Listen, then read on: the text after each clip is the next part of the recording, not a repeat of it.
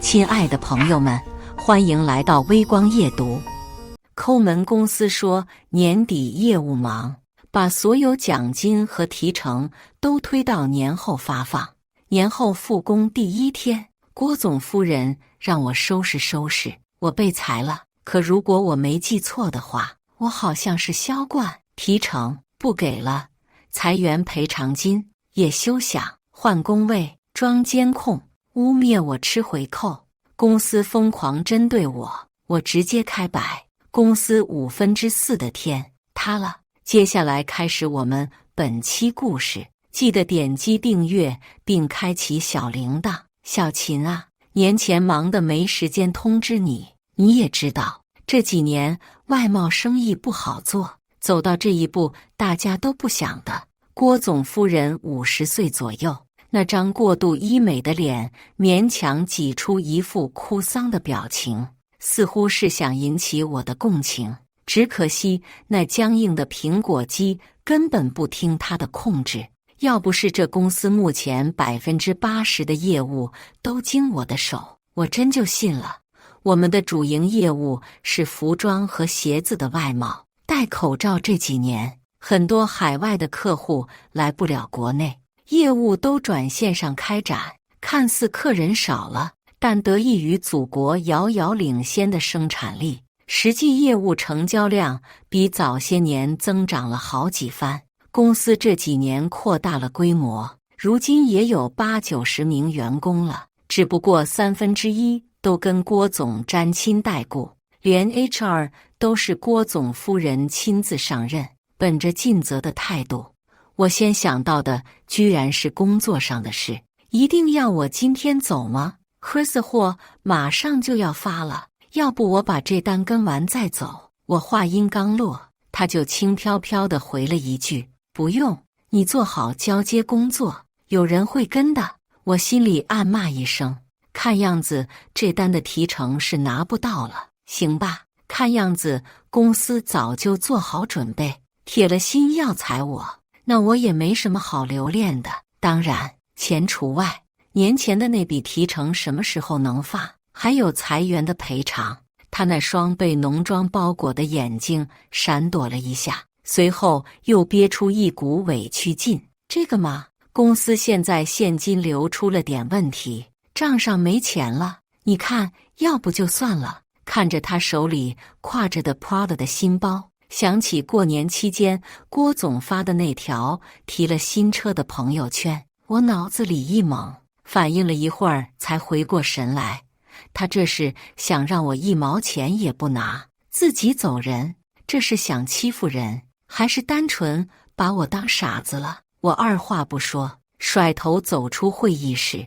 那我就带到公司账上，有钱给我再走吧。我的工位被一个陌生的年轻男人给占了，正想开口问他，就收到小林的问候，秦姐，他们说你被炒了，怎么回事啊？小林是我带了半年的新人，是我的小闺蜜。听着她的话，我这才反应过来其他同事看向我的异样眼光，原来私底下已经传开了。我回他，没有的事。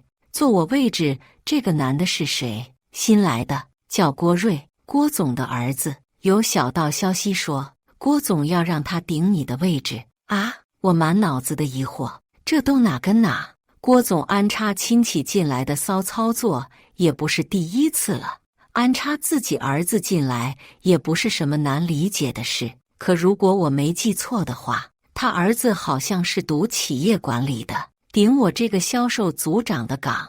之前有一次在酒桌上听郭总吹，说他儿子在英国留学，将来是要管理世界500强，运筹帷幄的。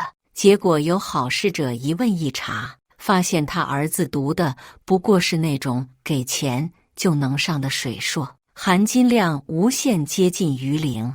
没想到他这就毕业回来了。不对呀，这回也不是毕业的时间，难道是找不到工作，直接来继承家业了？就在这时，郭总进了公司大门，径直来到销售部这边，先瞟了我一眼，然后向大家宣布，从今天开始，销售一组组长由郭瑞担任，他是从国外回来的高知分子，一定能带领一组再创新辉煌。大家在郭总的带领下热烈地鼓起掌。突然有人问：“那秦姐呢？”所有人目光转向了我，都能感受到气氛的尴尬。说话的人是二组组长黄哥，能力不足的关系户，郭总的远房亲戚，不用想也知道他这是故意的。郭总悠悠地说道：“秦如调整为一组组员，记得跟郭瑞做好交接，把你手头的单子和客户都对接给他，尤其是 Krista。”小林像个学生一样举起手说道：“郭总，Chris 是秦姐发掘的大客户，让他把客户给郭组长，是不是不太合理？”小林这说的都算委婉了，让一个销售交出客户，无异于砸人饭碗。这个 Chris 是我在一个个海外网站的角落里搜寻联系方式，挨个发邮件询问，花了3-4个月才拿下的。他是法国第2大的百货商超的采购负责人，只他一家采购的鞋服的总额，就足以让我坐稳销冠的地位。而从去年年底开始，我把他的其他业务也争取了过来，五金、卫浴、首饰，他想要采购什么，我们就帮他找货源和供应商。他从同时对接好几家公司，变成只需要对接我们一家就行，代价就是我要用自己的业余时间去跑他需要的工厂和货源，基本上一年到头没个休息日，公司的营业额直接翻倍不止，我一个人就顶起了半边天，准确来说是4/5的天。郭总还没说话，黄哥就急不可耐地开口：“什么叫他发掘的？公司是没给他发工资吗？这客户本来就是公司的。”郭总也半笑不笑地点点头，然后说道：“我是担心秦如业务太忙，搞不定 Chris 这个大客户，才让郭瑞给他分担一下。”见小林还想开口，我连忙用眼神示意他别再说了，本来就是冲着我来的，多说无益。他想让自己儿子顶我的位置，让我交接资源，是想把 Chris 抓在自己手里。Chris 这个大客户才刚走，他就急不可耐地想卸磨杀驴，过河拆桥。郭瑞个子不到1.7米，是个油腻的小胖子。他向我伸出手说道：“希望小秦你能跟我好好配合。”我心里泛起一阵恶心，小秦也是你能叫的？配合？配合你个大头鬼！心里这样想着，我嘴上仍然笑意盈盈。好，我一定配合。想一口吃成胖子，那我就成全你们。转身我就把 Chris 这批货的所有相关文件一股脑全甩给郭瑞，然后窝到我的新工位去摆烂了。新工位就在饮水机和卫生间的交界处，打水的人、上卫生间的人时不时路过，真是一处风水宝地。但我无所谓，当着所有人的面打开《甄嬛传》开始 N 刷。明天就是 Chris 打款日，祝愿我们的郭组长今天能及时走完该走的流程吧。没过一会，电脑上弹出信息，郭瑞发来一张货运单的文件：“小秦，这个航运单你来填一下。这货运单是给航运公司确定货物种类、数量用的，并不复杂。这些数据在购销合同、发票等相关文件上都有，只要一个个往里复制粘贴就行了。连这都不会。”我心中冷笑，这就是海归高知分子吗？我没理他，下楼拿了刚才叫的零食外卖，嗑起瓜子继续刷剧。小林突然通风报信，他去找你了。我觉得有点好笑，我们这工位拢共也没多大，刚看到小林的消息，郭瑞就已经站在我边上了。他小眼睛里充斥着不悦，用质问的语气问道：“我给你发消息，你怎么不看？”我哦了一声，假装刚才没注意，切到聊天软件上看了一眼后，慢悠悠地回他：“不好意思，我不能填。”他眉头皱了起来，语带怒意：“为什么不能填？郭总让你配合，你就这么配合我？”我笑了笑，停下手中的瓜子，装起可怜卖惨：“冤枉啊，郭组长！郭总吩咐过，像 Chris 这种级别的大客户，所有的单子都要组长亲自填写。万一出了什么问题，我这个小组员可担不起这个责任。”他哼了一声：“不用你担责，我是让你帮我填一下。”我把视线转回到屏幕上，食指飞快地在键盘上打着字：“郭组长，我正在对接新客户呢，这会没空。”他瞥了一眼我的屏幕，见我打了一长串英文，还有货物的报价，鼻子里又是一声闷哼：“你什么意思？不服从指挥是吗？”我乐了，这人是真有毛病，拿根鸡毛就当令箭，还真把自己当少爷了。哎，不对，他好像真是，可那又关我什么事呢？郭组长，我是真有事忙。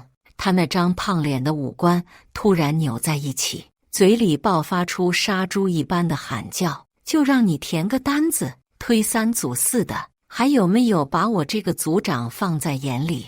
哟，耍起官威了！”吃瓜同事们不敢明着看，但注意力都聚在我这边了。他成功地引起了我的厌蠢症。我瞪了他一眼，带着讥讽的语气说道：“您刚来可能不了解公司的规定，每个销售经手自己的客户，填自己的单子，提自己的成。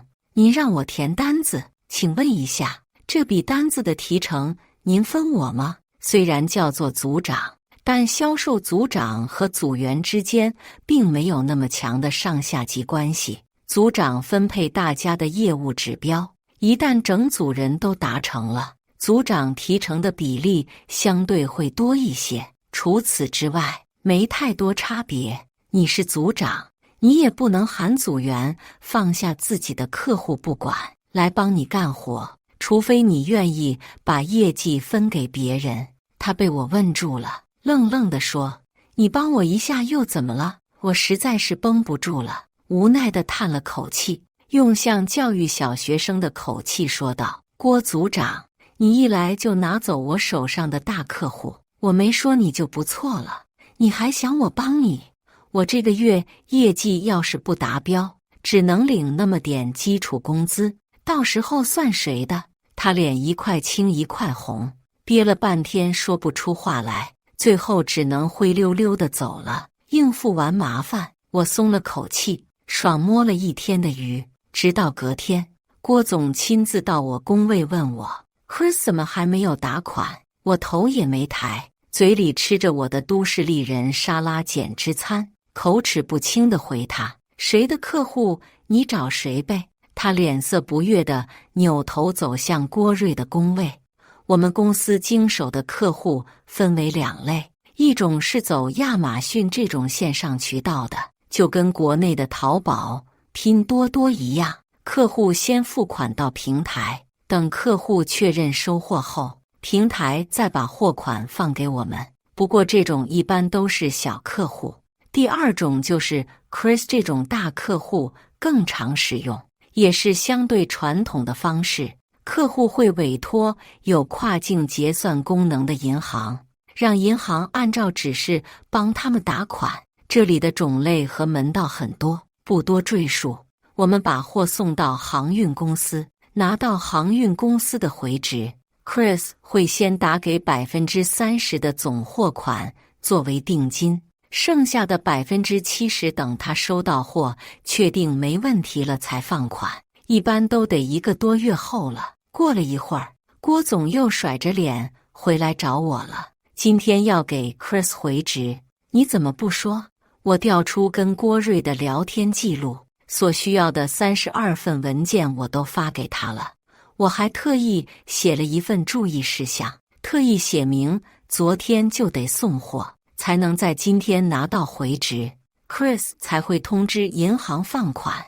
郭总您可别冤枉好人啊，我这都写清楚了，不知道郭组长是没注意看，还是压根没看，不能赖我吧？他喘着粗气，气血上涌，手指几乎快戳到我脸上。让你做好交接工作，你就是这么做的。他刚来业务还不熟，你作为老员工就不能帮他？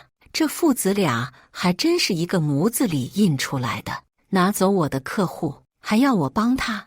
你要不要听听看你在说什么？郭总，少了 Chris 这个客户，我这个月的业绩压力也很大，真的没多余的闲工夫帮他。您不把提成发给我，我都快没钱交房租了。其他人早就陆续收到提成了，只有我的一直扣着没发。他看了眼我手里的早餐和显示器上点开的娱乐圈盘点视频，又瞥了眼我脚上的人字拖，气不打一处来。哼，走着瞧吧。秦如，只见他走到郭瑞的工位，跟他小声嘀咕着些什么，然后转头喊：小林，你来帮郭组长填一下表。我不由得笑出声，这才几张表就把孩子弄糊涂了，以后可怎么办？只是苦了小林了，还要帮他擦屁股。中午小林跟我约饭，大吐苦水。秦姐，郭瑞跟个傻子一样，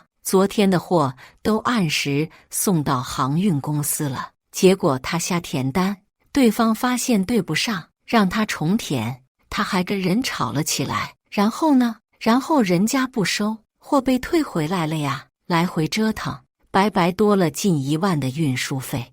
我帮他重填了一个早上的单子，手都写酸了，他连句谢谢都没有。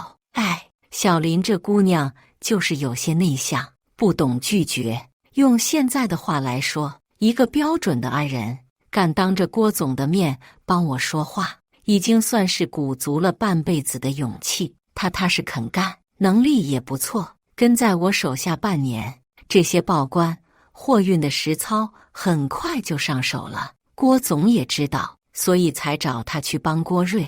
你考公怎么样了？我问他。小林是为了锻炼自己才逼着自己来干销售的，实际上一直都在备考公务员。他苦笑着耸耸肩，国考省考能报的我都报了，听天由命吧。我拍着他的手安慰他，不用担心，你能力这么强，一定能上岸的。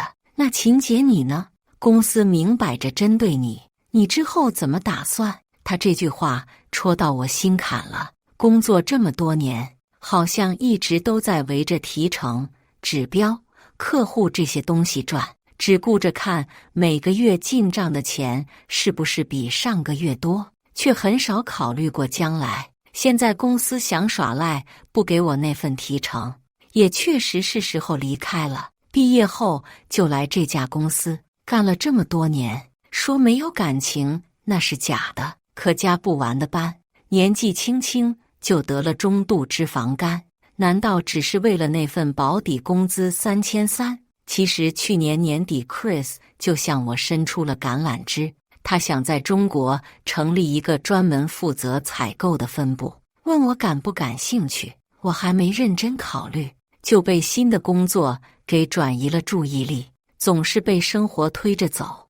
也该自己推着生活走了。小林突然想到了什么，犹豫着问我：秦姐，他好像还没有提海关报表，要不要提醒他一下？我哭笑不得，你去还是我去？他一时语塞。我笑着轻敲了一下他的脑门，说道：别干这种吃力不讨好的事，你提醒他，他肯定就反手把表甩给你，让你填。再说，这又不是你的责任，等着看好戏吧。郭总的走着瞧来得很快，吃完饭回到工位，我就看到工位上扔着几张单子。我拿起一看，是之前我提交给财务的报销单，是我跑线下工厂和合作方的交通费用，还有请对方吃饭的应酬费用。财务附了张便条，报销内容不符合公司规定，不予报销。我有些无语了。这些报销的项目都是业务过程中的常规项目，金额也没有超过公司规定的上限，怎么就不符合规定了？不用说，肯定是郭总示意的，财务是他小姨子，也就一句话的事。现在不仅不发提成，还要我自费帮忙搞业务了。我把票据收好，放进抽屉，默默在心里又记下了一笔新账。不急，很快就能清账了。午休时间结束后，郭总突然带着2名身穿工作服的外人径直走向我的工位。那2名工人熟练地打孔、安装、接电源，只花了10几分钟，就在我身后一左一右的位置装上了2台监控器。2名工人搬着剩下的设备进了郭总办公室，开始安装电脑端的软件。郭总顶着他的大肚子站在我边上，阴阳怪气地说道：“最近有人反映在办公室里丢东西了，所以装2台监控，确保大家有个安全的办公环境。”他说这话的同时，其他人都在打量着我，毕竟这2台监控器齐刷刷地对准我的工位，到底是想监控什么？有眼睛的人都明白。对此我没有震惊，只有疑惑。毕竟平时在斗 X、知 X、小 X 书上吃惯了不少互联网大厂恶心人的招数，通过监控软件监视员工在岗的表现，好抓证据扣员工的绩效，或者裁员的时候赖账不给赔偿金。现在也是一样的套路，不过只是针对我一个人罢了。郭总充满歉意地看着我，故作和气地说道：“小秦啊，刚好就装在你工位后面，你不会介意吧？”“介意，当然非常介意。”我正想开口，一口蹩脚的英文突兀地打断了我们的对话，引起了所有人的注意。Sorry，在后面的，原谅我实在没听懂。所有人同时转头看向声音的来源，郭瑞的工位。我想大家此时脑海中应该都有同一个疑问：这英语是哪个地方的口音？有人没忍住笑出声，却引来郭总一阵怒视。正经伦敦腔英文，你们懂什么？只见郭瑞对着手机一个劲的道歉，电话那头骂得实在太大声，没开免提，我也认出了是 Chris 的声音。Chris 语速在怒火的加持下，快得像开了2倍速一样，而郭瑞结结巴巴，一个单词一个单词的往外挤，连个像样的句子都说不完整。不会吧，不会吧，这就是海外留学的高材生吗？也不知道郭总这个大怨种花了多少钱给他留的学，一想到他交的学费里还有我的贡献，我心里居然还有股恨铁不成钢的气氛。就算国内高校的学生普遍英语口语都差了些，但也没见过这么差的。这口蹩脚的英文让人怀疑他是不是连出国留学这事都是编的。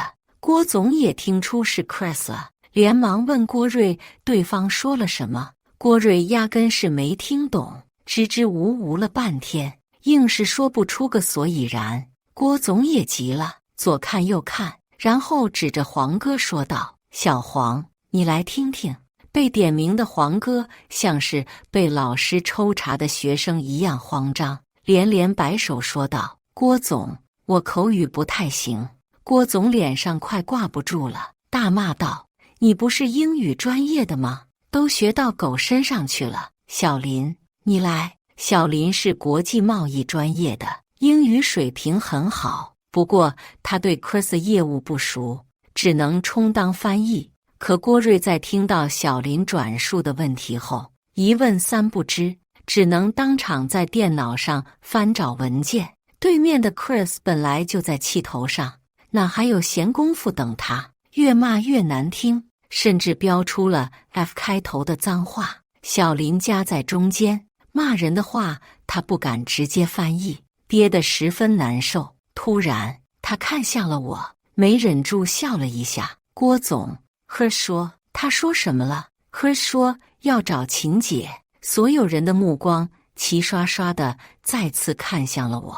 郭总的脸色别提有多精彩了，但他怎么说也是个厚脸皮的老登，在利益面前，翻脸比翻书还快。看着我，他脸上硬是挤出了笑意，朝我招手说道：“小秦啊，你来跟Chris聊一下吧。”好巧不巧，就在这时，那2名工人从郭总办公室走出来了。瘦高个的工人张口说道：“郭总，监控软件装好了，运转正常，您来验收一下吧。”我看着工人，工人看着郭总，郭总看着我，气氛十分尴尬。小林还在那头拼命地安抚 Chris， 郭总突然冲2名工人发火，恶狠狠地大喊：“谁让你们装的？都给我拆掉！”2名工人目瞪口呆，对视了一眼，完全摸不着头脑。在确定郭总会照价付工钱之后，2名工人又开始了拆卸工作。随即，郭总又转头安抚我：“小秦，你那笔提成应该是流程上卡住了，过2天应该就能下来了。”我露出得意的笑，没再废话，接过电话开始安抚 Chris， 聊了快10分钟。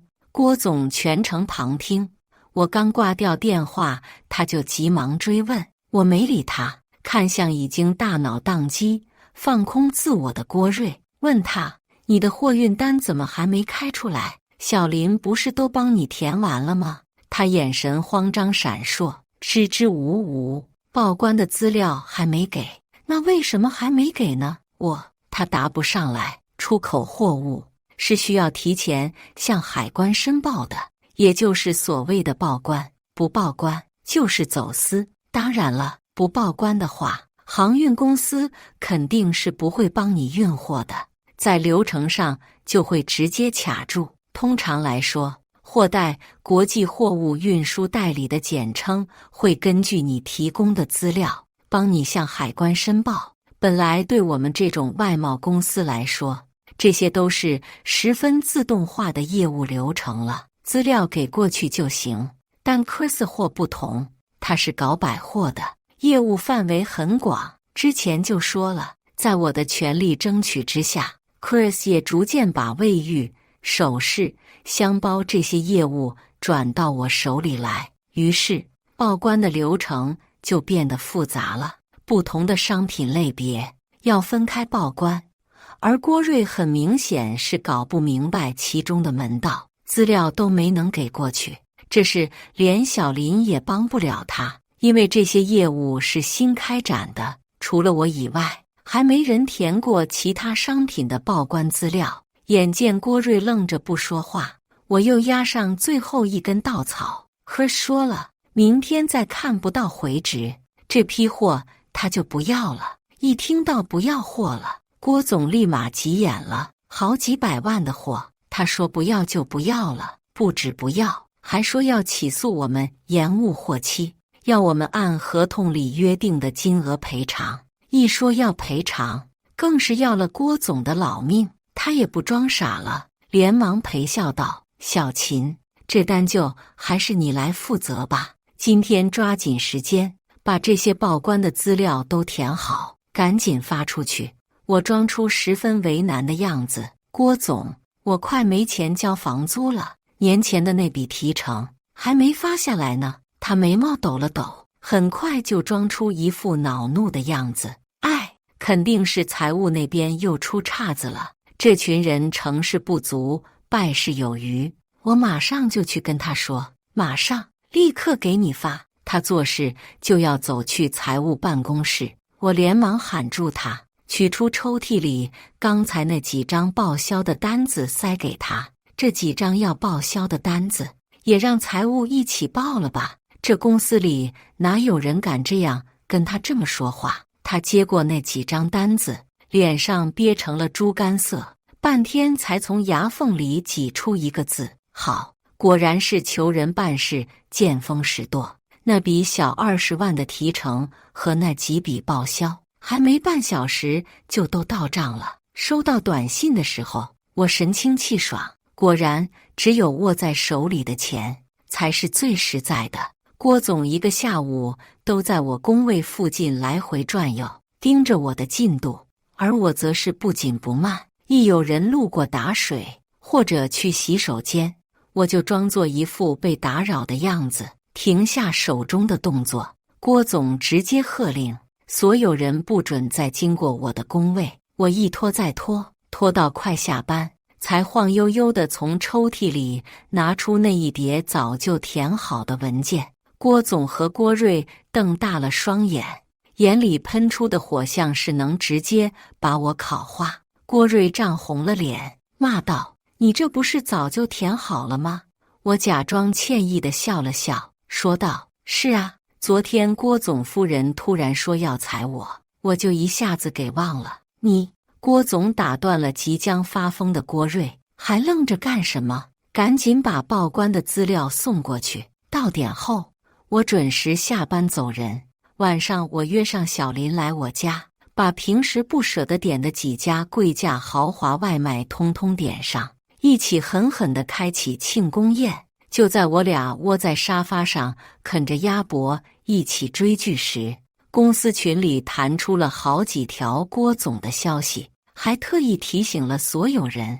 我嫌晦气，关掉通知不看。可没一会儿，小林就语气焦急地说道：“秦姐，郭总在群里说你吃回扣，说要开除你，还要追究你的法律责任。”我一愣，不知道这老登又在搞什么花样。等会儿，我忽然想起来，早些时候我的账户里好像收到了一笔3万多的转账，我以为是什么新型的诈骗短信，就任它淹没在一连串外卖短信里，连忙点开短信一看，还真是实打实的银行转账。郭总在群里指责我跟一家合作的工厂里应外合吃了3万多块的回扣，数额正好就是我刚才收到的这笔转账。他厉声斥责，说要开除我，并追查我在公司这几年吃的所有回扣。这老登肯定是心疼给我的提成，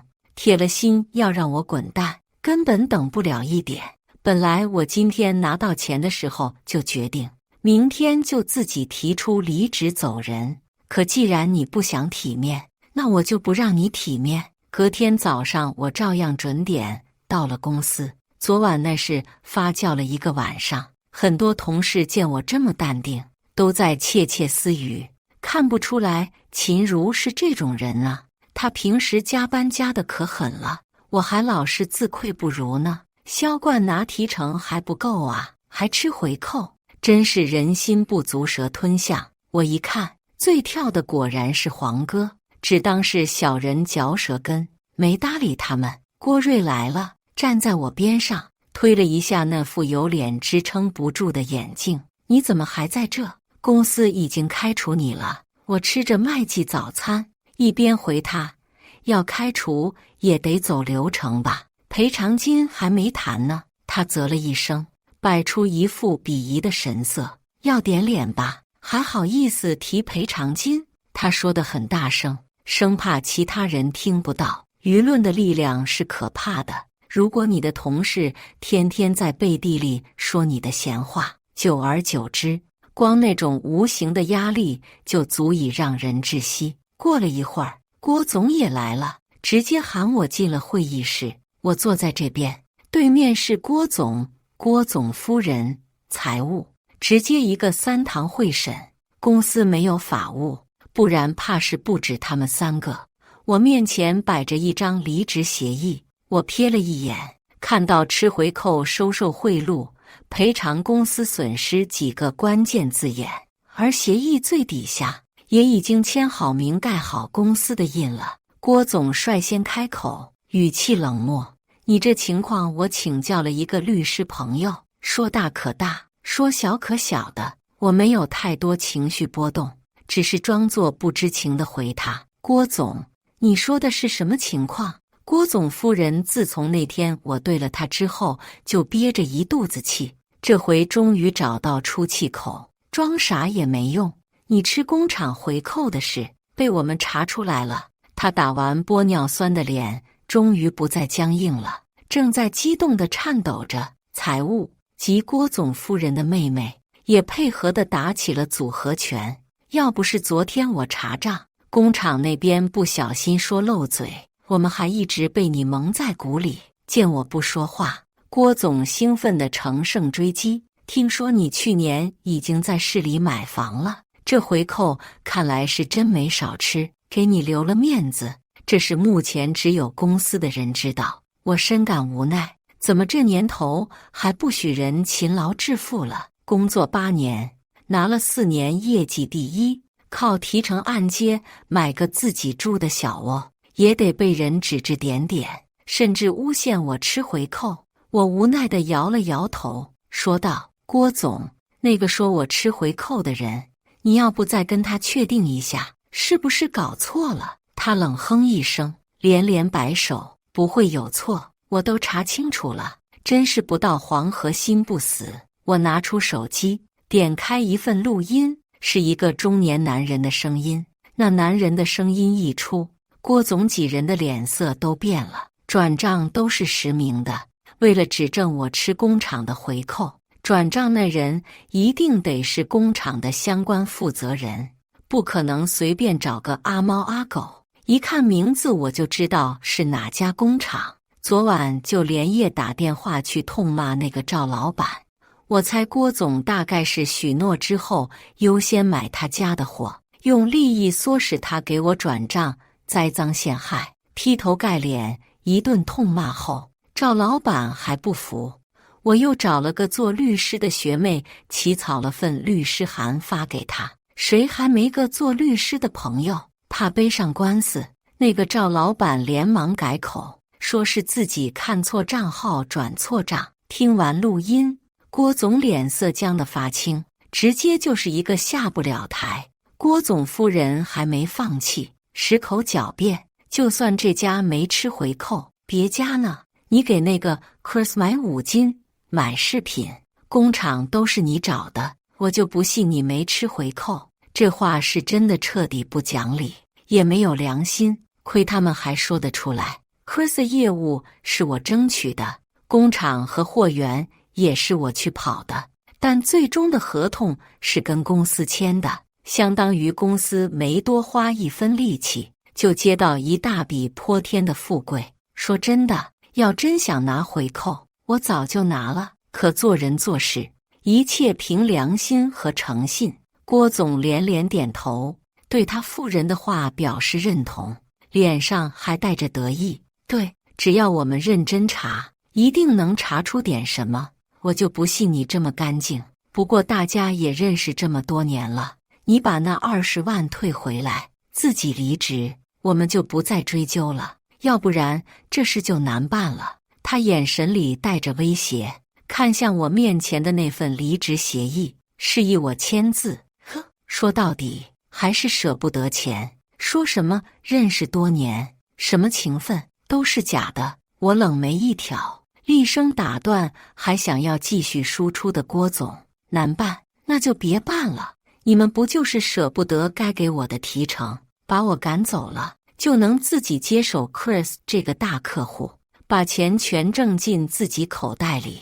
我拿起桌面上的离职协议，站起身来。你们构陷我吃回扣，想违法裁员，我时间宝贵，懒得再跟你们浪费，直接走法律程序吧。郭总难以置信，怒气冲冲地看着我：你敢？你都敢干这种恶心事，我有什么不敢的？郭总夫人开始泼妇骂街，让他去告，背上官司，我看你怎么找工作。我们就慢慢拖到你认怂为止。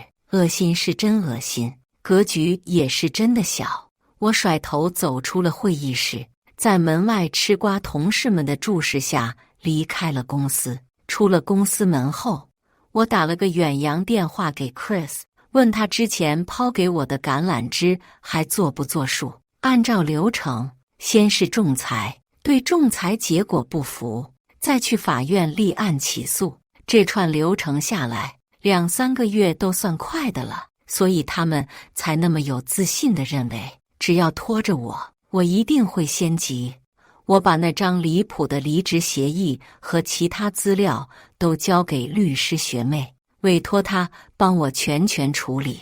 她他听了我的遭遇后十分愤慨，表示侵害名誉、监控员工、违法裁员，光这些就够让他们喝一壶的了。我离开公司的当天，小林又跟我八卦了最新进展。Chris 那批货最后还是延误了，只能等半个月之后的另一趟船。Chris 气地说要起诉公司，要求赔偿。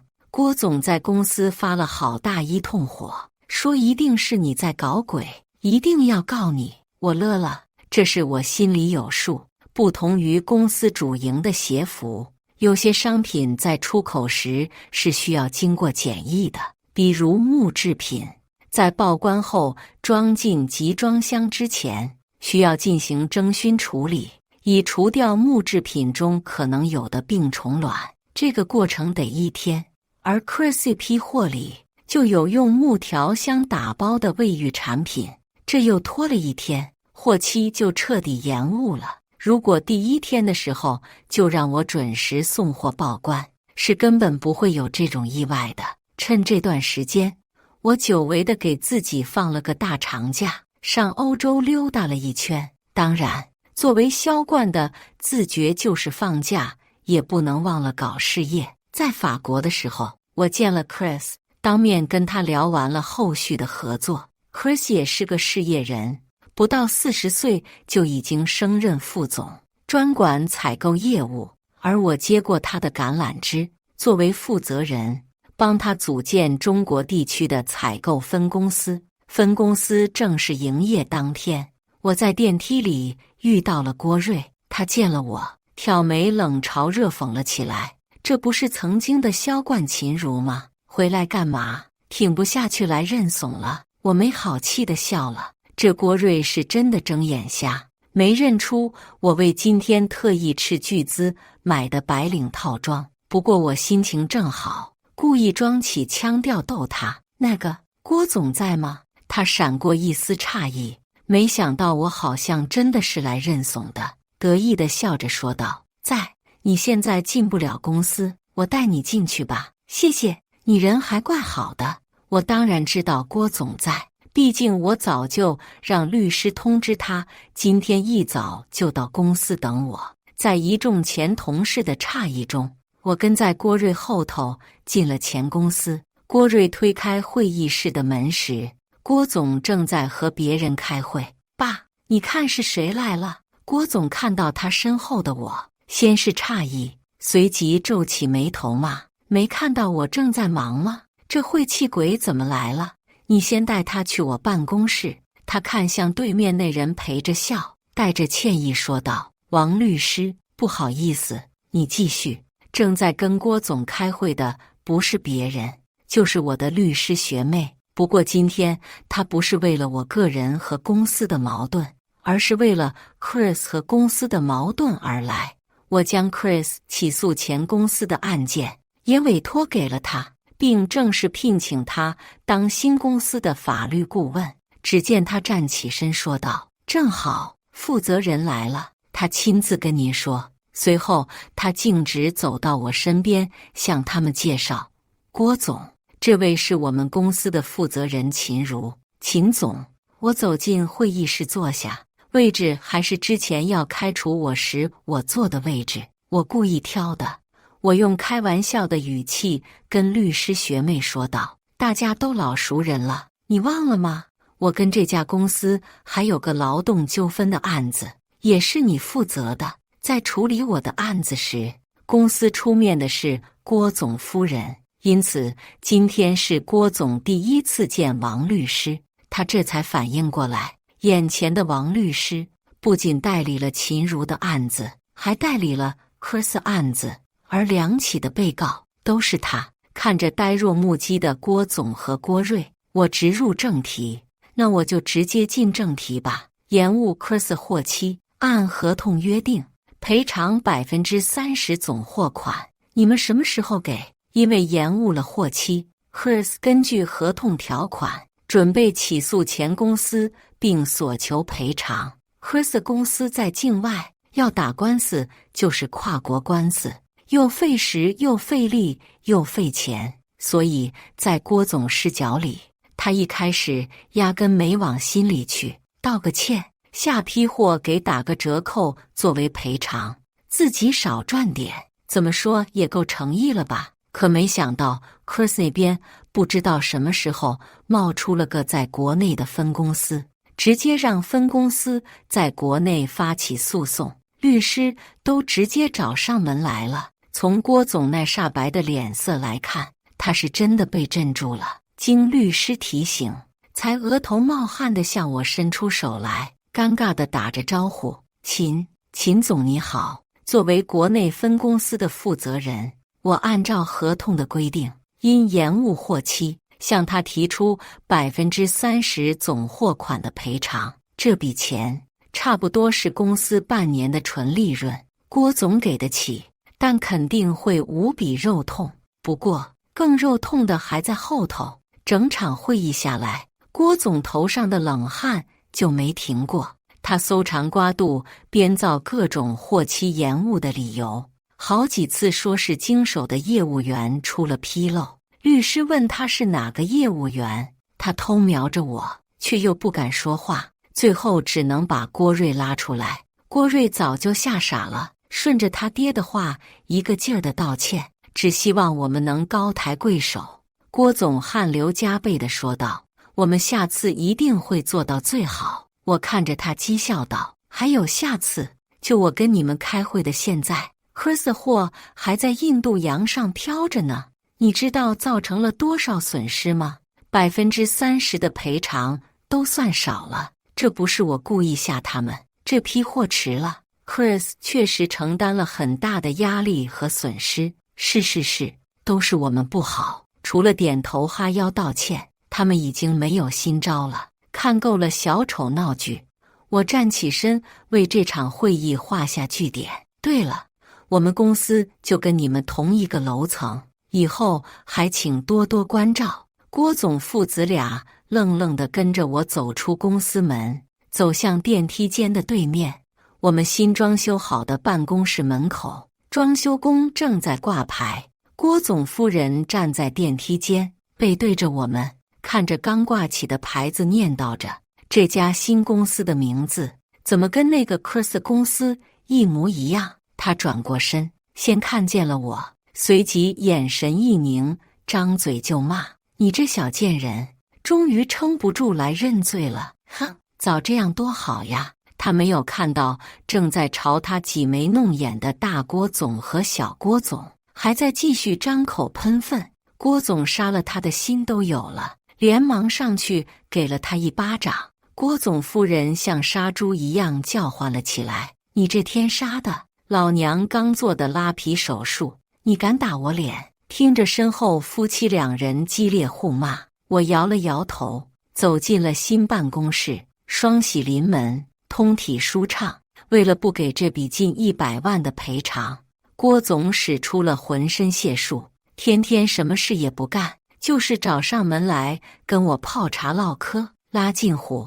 从我刚毕业进他公司的第一天起，一直回顾到我成为销冠的那段光辉岁月，捧我的同时，还不忘暗戳戳地表示，再怎么说我也在公司待了这么多年，我怎么忍心看着公司陷入经营危机呢？忍心？我怎么不忍心呢？又不是我的公司。郭瑞也不知道是不是被他老爸唆使，居然摆出一副要追我的架势，3天2头送我花，还邀请我去米其林餐厅吃烛光晚餐。我不胜其烦，只好吩咐前台，对面公司的人一个都别放进来。至于之前跟我的那些纠纷，污蔑我吃回扣的事，律师那边的流程刚走到立案，郭总就提出想庭外和解，对我提出的精神损失费、名誉受损赔偿等各项赔偿，一共小10万，他全认了。不过对违规裁员这点却死活不认。我知道他的心思，违规裁员按2N 乘平均月薪的标准赔偿，我的赔偿标准已经达到封顶了，3倍的是平均工资，赔2乘以8等于16个月，差不多50万左右。他怎么可能舍得呢？他还想跟我协商，看能不能少赔点。我直接一口拒绝，急的人又不是我，慢慢拖着，看法律站在谁这边呗。可没想到，郭总直接带人把我们公司门口挤得水泄不通，以至于我一大早刚出电梯，还以为进错楼层了。人群中有眼尖的看到我，立马大喊：“秦总来了！”一群人突然涌上来，直接把我团团围住。就在我以为他们是想通过暴力手段威胁我，我连忙掏出手机按下110，可还没打出去，就听到郭总一声大喊：“秦总，高抬贵手，放我们一马吧！”我一愣，这才发现眼前这些人脸上都是一副哀求的表情。众人身后高举着一条横幅，上面写着欢迎秦总常回家看看。我心想，这又是在闹哪出？郭总拿出了五子哭坟的演技，老脸含泪说道：“秦总，你大人有大量，你抢走 Chris 这个大客户，现在公司是真没有钱了。你要是硬逼着公司赔钱，公司只能宣布破产。这么多张嘴就没地方吃饭了。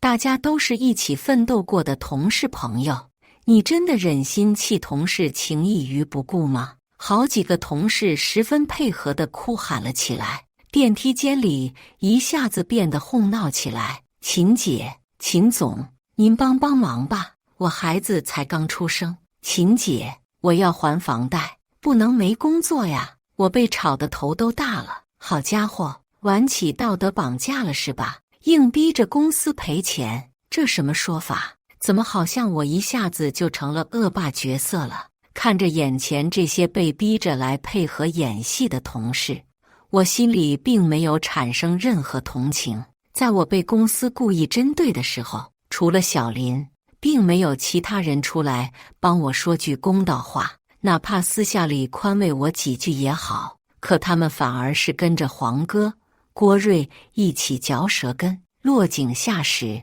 我转念一想，你不是拿这些同事道德绑架吗？我就来个道德解绑。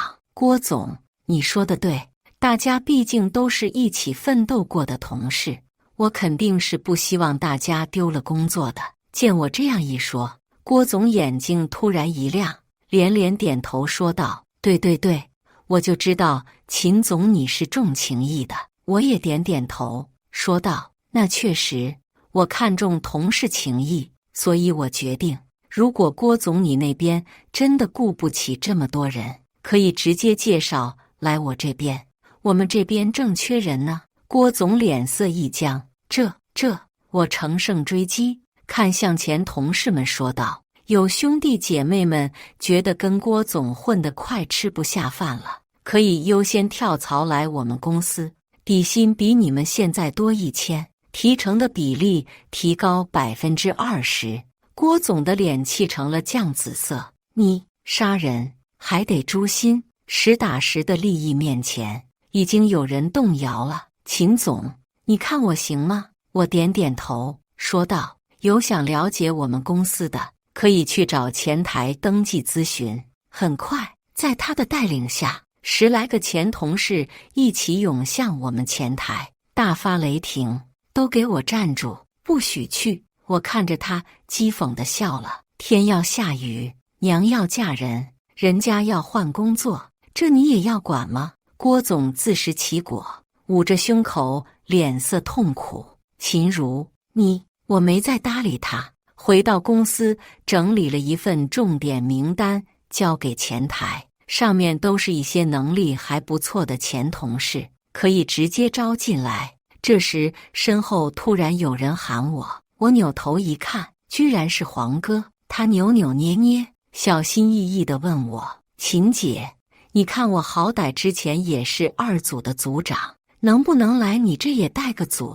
我乐了，问他：“你不是郭总的亲戚吗？”他苦笑着点点头：“关系很远很远的。”行啊，不过销售看的是能力和业绩，想当组长，你得有相应的业绩，本来就是关系户。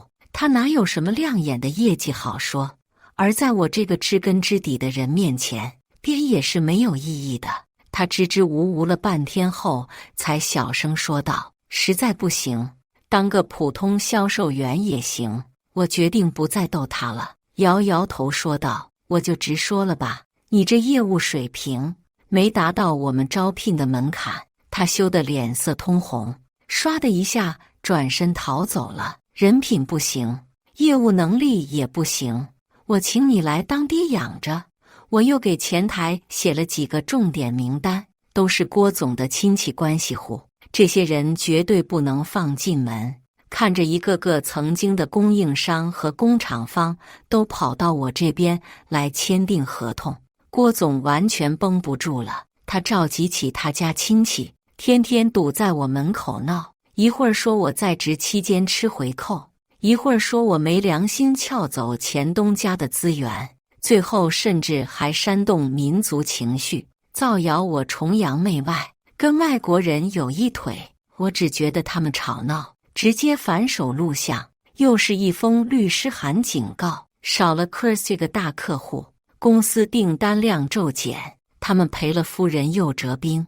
有这时间闹，还不如赶紧想办法维持公司的业务。没过几天，他们就闹不动了，业务量缩减。郭总的应对方案是给所有销售定了更高的销售指标，然后反手又是腰斩提成的比例。本来就靠提成吃饭的销售们立刻怨声载道，哀鸿遍野，属于是又想马儿跑，又想马儿不吃草。本来那批最有能力的早就跳槽过来我这边了，剩下的那些销售们也被郭总的昏招逼得不得不走了。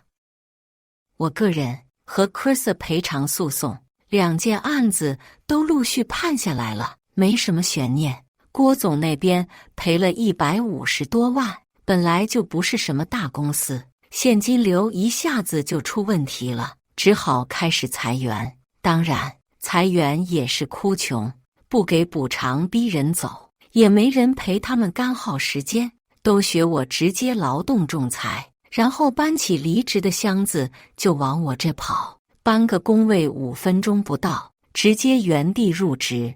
才到剩最后的1/3，发现都是自己亲戚才不动了。可这些人本来就是进来混吃等死的，还想指望他们搞业务，很快公司就徘徊在倒闭的边缘。而我这边事业欣欣向荣，蒸蒸日上，每天抬头不见低头见的，他们别提有多难受了。最后给前公司致命一击的是小林。我开分公司时，第一个想拉的就是他。不过他坦言自己确实不喜欢这行，婉拒了我。后来他顺利上岸，进了本地的税务局。提离职的时候，公司还拖着他一笔提成没给，就想硬拖着让小林自己离职。他们确实如愿了，小林没要提成就走了，但转头就带着税务局的人杀回来了。一通狠查后，查出公司伪造发票、偷税漏税等一系列违法事实，给公司补上了最后一刀。对面公司很快就被查封了。在听说时，郭总一家已经成了老赖。感谢大家的观看，本期故事精彩吗？欢迎大家在下方评论区吐槽。如果你喜欢这类故事，记得点击订阅微光夜读，并分享给更多的人，这会对我帮助很大。再次感谢大家的观看。